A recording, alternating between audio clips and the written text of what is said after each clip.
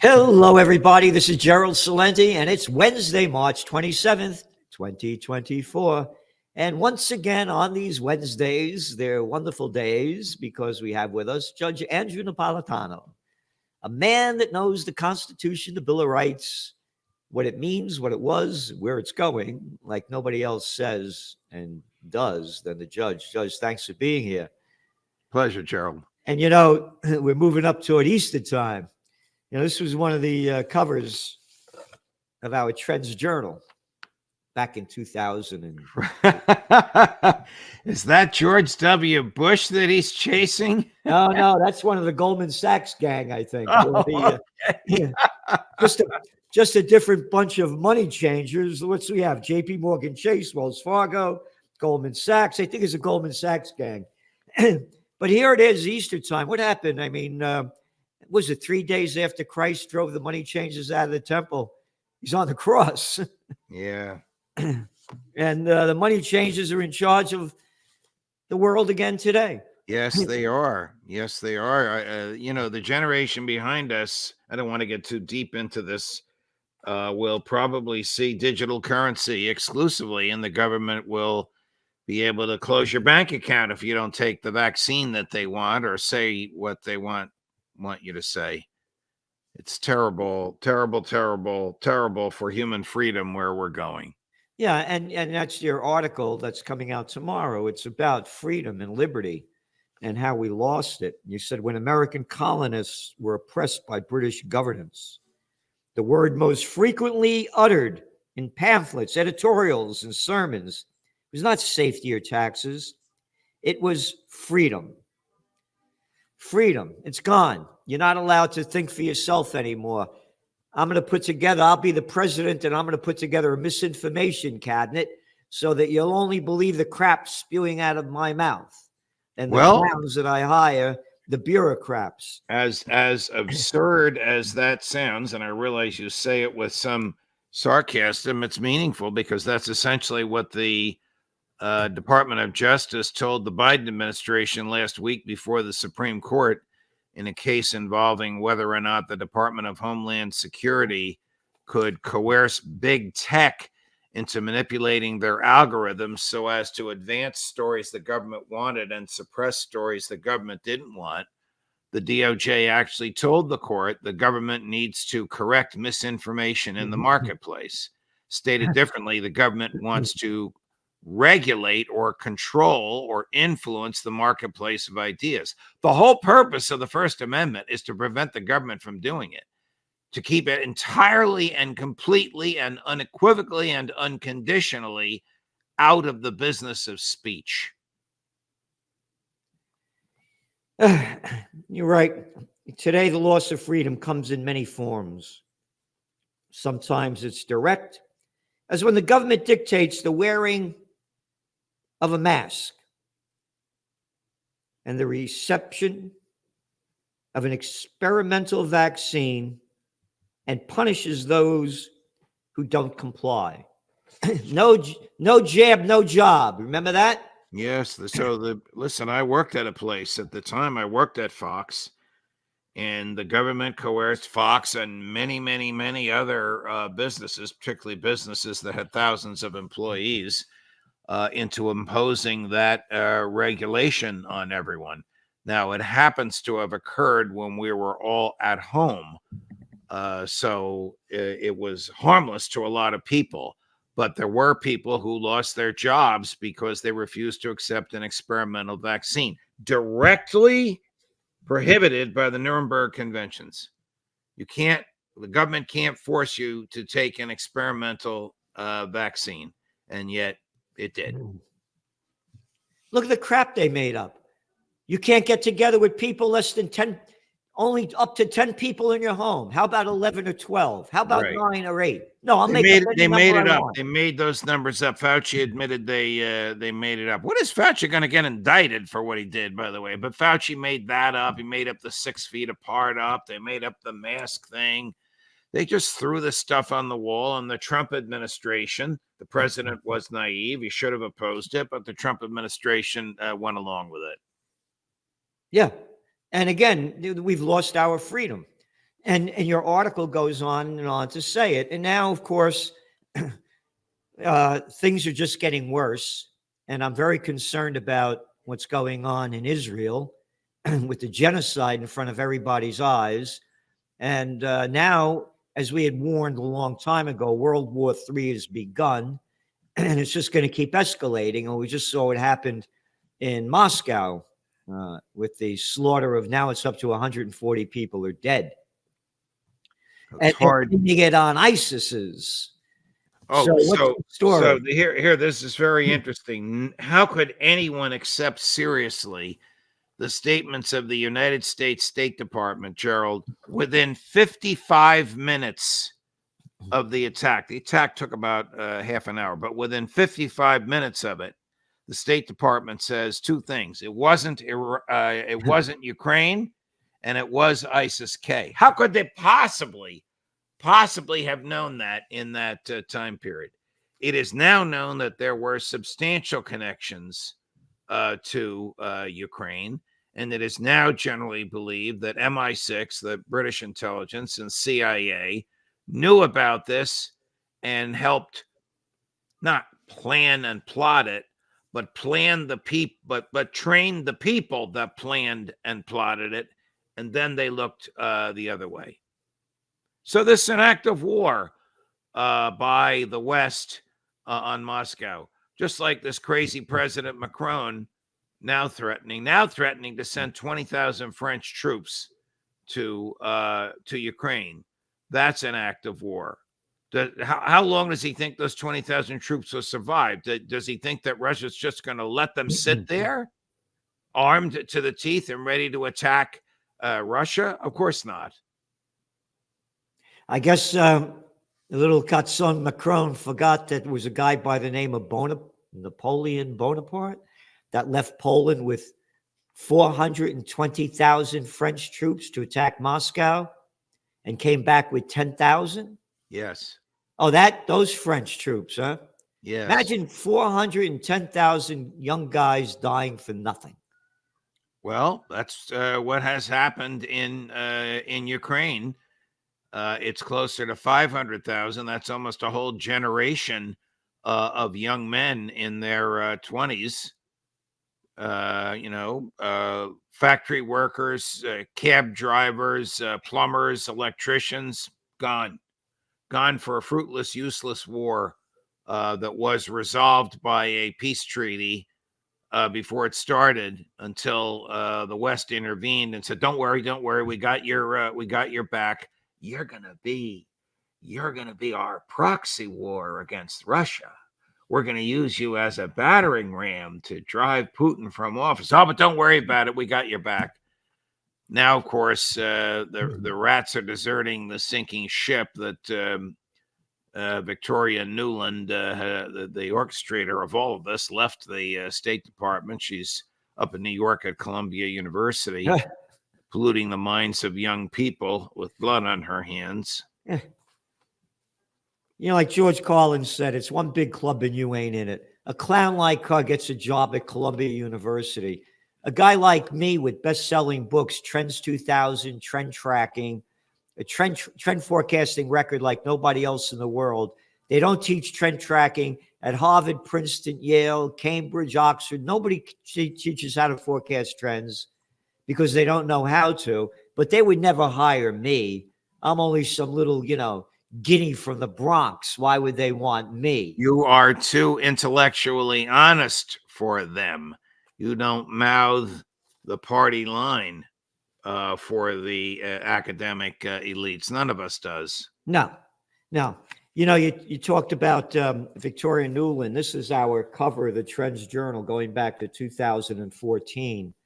And Paul Craig Roberts, who was Reagan's former assistant treasury secretary, wrote an article in here. And it was about Washington is driving the world to the final war.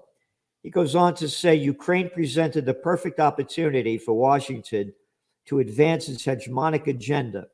In a speech at the National Press Club last December, which meant 2013, Assistant Secretary of State Victoria Nuland boasted that Washington had invested $5 billion and non-governmental organizations, NGOs in Ukraine for the purpose to, quote, teach democracy. It was the purpose of overthrowing a democratically elected president.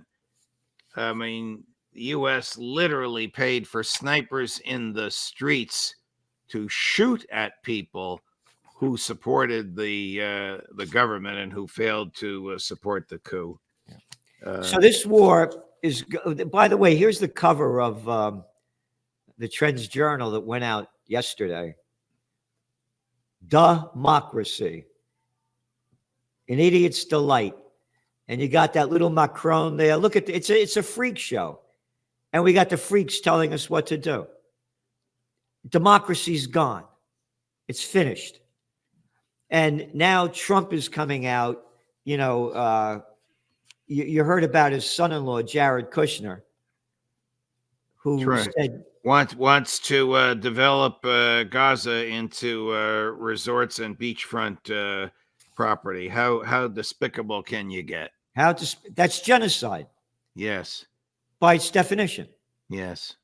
And now, you know, Kushner, by the way, Trump pardoned his father. This is from an article in Business Insider, August 1st of last year. Trump and his allies have burned cash at an alarming rate, making a donation even more important. Charles Kushner, the father of Donald Trump's son-in-law and the recipient of one of the former president's final pardons, donated $1 million to the Trump's super PAC.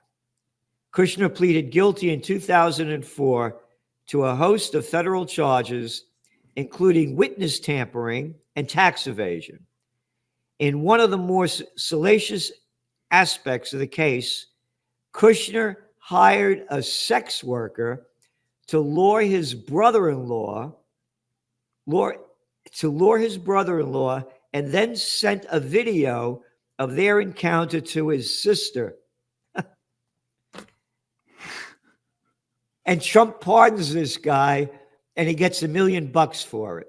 Yeah. That's the Kushner, everybody. This is the Kushner that Netanyahu, when he came to America, stayed at the Kushner family. Yes. Yeah. Here in New Jersey, yes. And still stays with them when he comes to the U.S. So that's who's running our country. It's a crime syndicate in front of everybody's eyes. So now going back to before we move on back onto Israel, Russia's going to increase this war now tremendously. Well, if the French send 20,000 troops there, if German generals over the prohibition issued by the German chancellor are secretly going to send Taurus missiles, what do you expect the Russians to do? Just sit on their hands? Of course not. Anybody that thinks that Putin doesn't mean what he says has another thing coming. This will be a major catastrophic defeat for NATO. And if NATO wants to widen it into World War III, it would be a disaster for Europe. Now, you do a lot of interviews with a lot of great people, including Scott Ritter, Colonel Douglas McGregor, and others. What are they saying about this? Just what I told you, that Macron is risking World War III by even talking about sending troops. First it was 2,000, then it was 20,000, then it was 2,000. Now he's going to send the troops to Romania for staging and preparation. But once those troops enter Ukraine, they're fair game.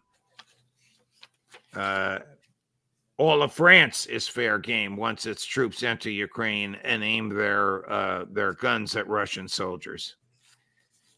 This is from this week's Trends Journal. Here's one of the articles. French general says his army is ready for war. The top French general wrote an op-ed last week that seemed intended to prepare the population for military conflict, stating that his forces are ready and the country should reset, and the forces will respond to any threat. General Pierre Schill, yeah, real Schill, France's ground forces wrote that the French forces are ready and could deploy 20,000 troops within 30 days. That's what you were saying. You ready what he says here? If you want peace, prepare for war. Well, Can you imagine the stupidity of this? If you want peace, prepare for war.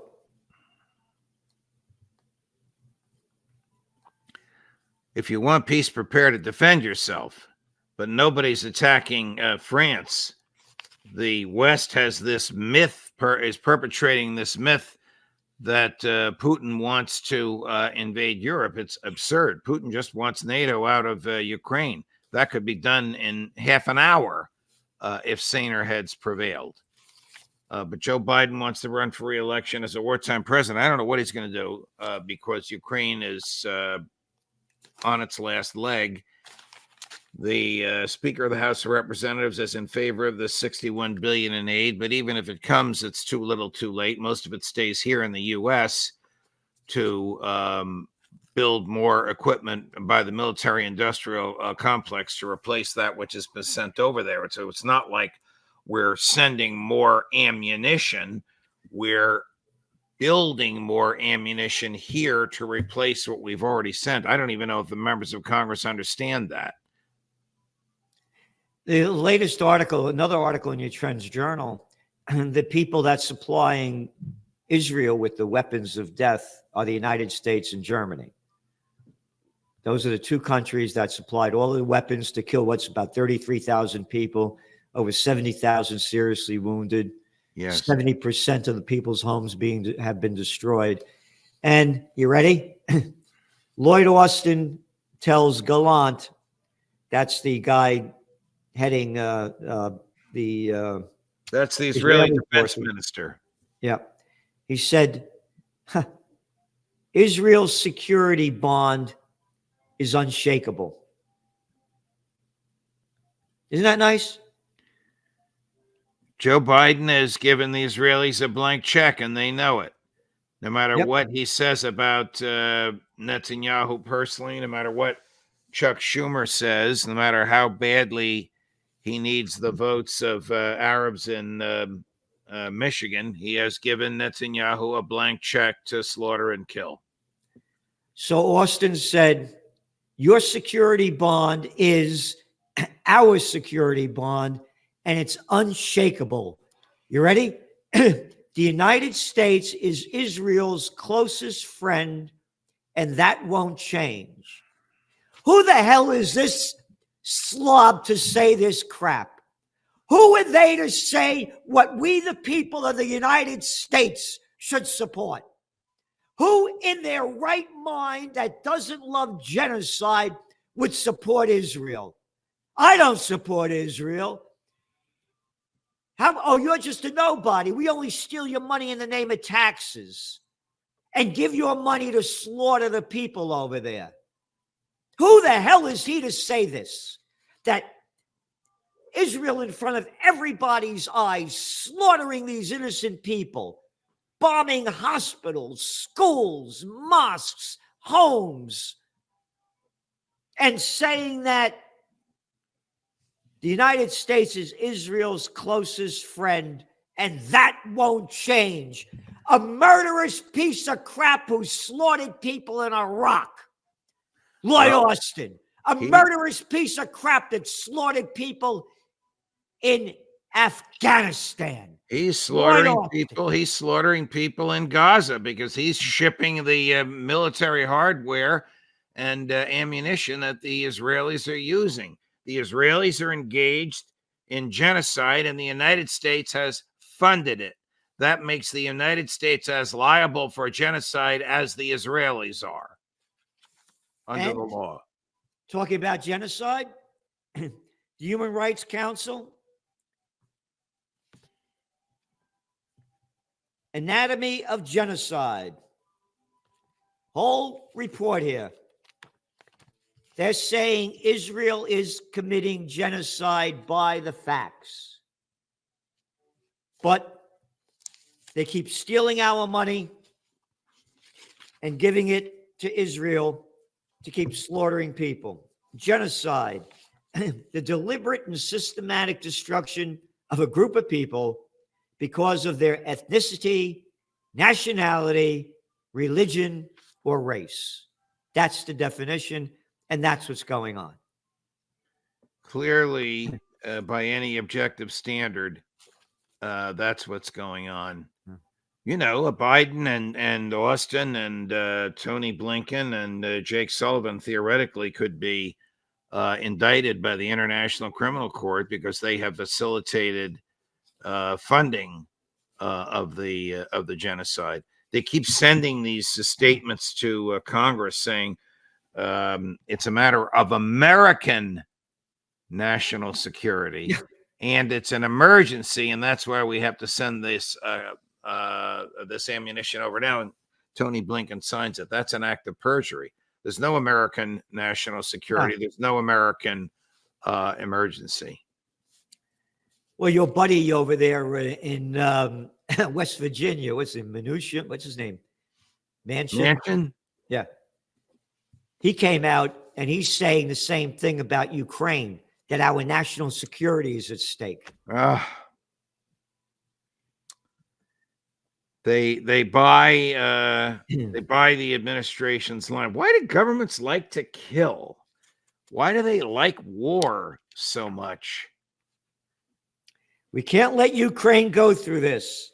If it comes through the spring and we haven't helped Ukraine, God help us. This is what he said. This is the worst atrocity in history that your children and grandchildren will be reading about that we've done. What a clown. And you can't understand that walking away from Ukraine now, would you give a huge green light to Putin and other authoritarian leaders around the globe? You really ought not to be shaping foreign policy. I mean, he's a clown. A clown. And he's one of the more temperate, one of the more moderate, one of the more open-minded Democrats. But Gerald, when it comes to war, there's very little difference between liberal Democrats, conservative Democrats, liberal Republicans, conservative Republicans. It's the warfare, welfare, surveillance party in the Congress. It's 95% of both houses. They're in favor of all of that. Isn't it sad? It is sad. There are there are a few lefty progressives and a few libertarians, but just a handful that agree with us. But when it comes to war, debt, wealth transfer, and spying, huge majorities in both houses of the Congress. The Constitution be damned. Constitution be damned.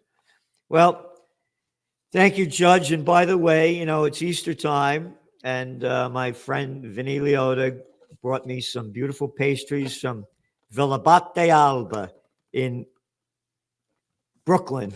Wow. And I have some Sliadel here. Oh, my God, you're driving me crazy. That's my favorite. That and a cup of espresso is my absolute favorite. I know. That's my favorite, too. She got to end on a high note. Absolutely. Know? Did you grind the beans this morning? Oh, yeah. Mwah, mwah. Judge, all right, my man. Buona Pasqua, as we say to fellow Italian Americans. Happy Easter. Happy Easter. Buona Pasqua. And thank you for all that you do in bringing as much as you can peace, freedom, life, liberty, and the pursuit of happiness back to America. Thanks for all you do, and thanks for all these good times we have together, no matter what we're talking about on Wednesday mornings. Thanks, Gerald. All the best. Ciao, ciao.